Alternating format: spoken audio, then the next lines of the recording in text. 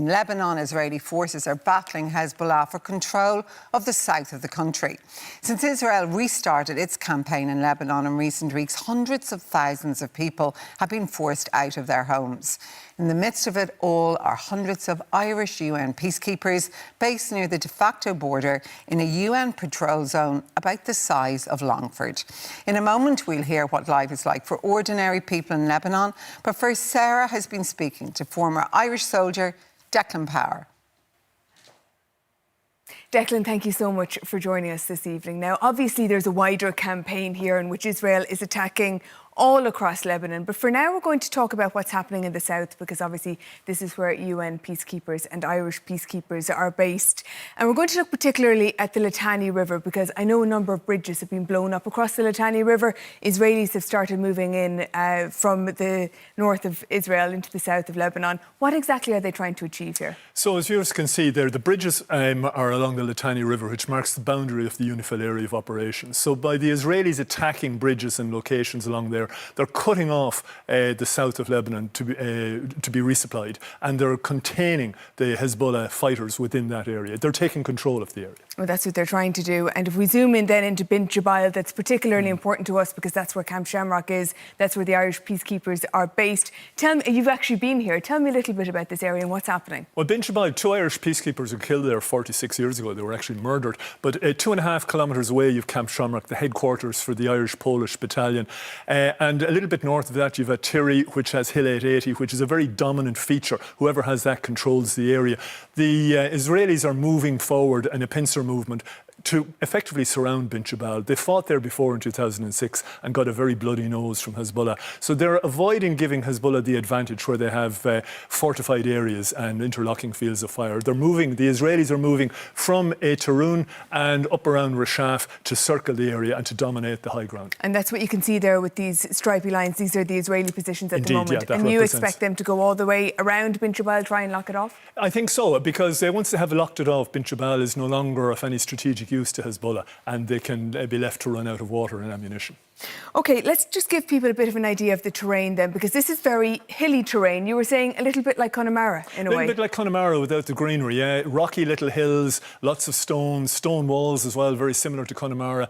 In one sense, it gives an enemy that has air power an advantage, but Hezbollah have been there so long. They have built interlocking tunnel networks, they have fortified posts, stockpiled caches of ammunition. Indeed, that's why Private Sean Rooney most likely died, because his patrol blundered into an area where these people were stockpiling ammunition, didn't want anyone to know. This is some Hezbollah footage now of Hezbollah attacks. Is it generally guerrilla warfare that they're doing? Hezbollah are moving back to guerrilla, asymmetric warfare. So they're going to try and use small arms. They're going to try and not rely on missiles because they're going to run out of them from Iran at the moment. OK. And then Israel, of course, and we're going to see that in just a moment, are engaging in a different type of warfare altogether, particularly airstrikes.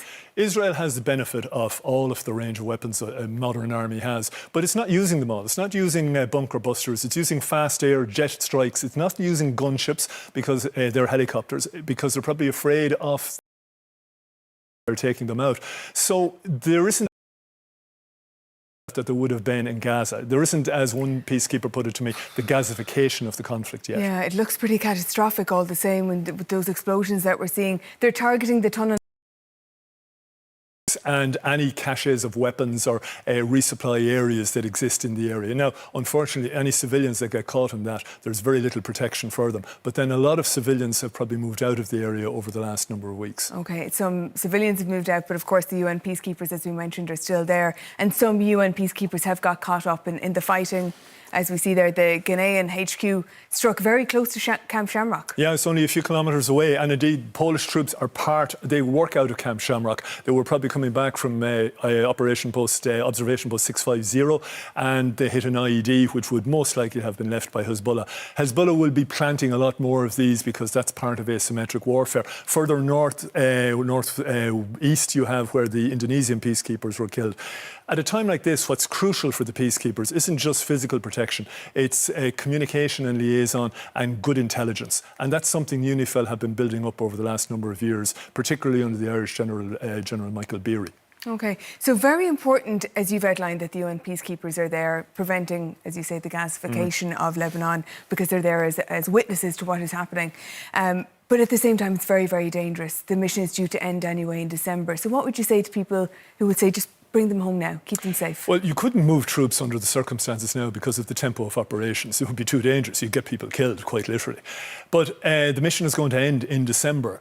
For any contingent to pull out now, even if they could, would just collapse it earlier, and it would be disastrous for any civilians left in the area. UNIFIL was the eyes and ears of the international community. It wasn't perfect, but it stopped the conflict from getting worse. The question will be after December, what's going to be there to stop the conflict from getting worse? Because the Israelis are aiming to hold an area right up to the Litani. Hezbollah won't be defeated at that stage. There'll be a pause, and there will be a very high attritional rate of guerrilla warfare from that period on, and it will get nasty. Without international eyes and ears on the ground,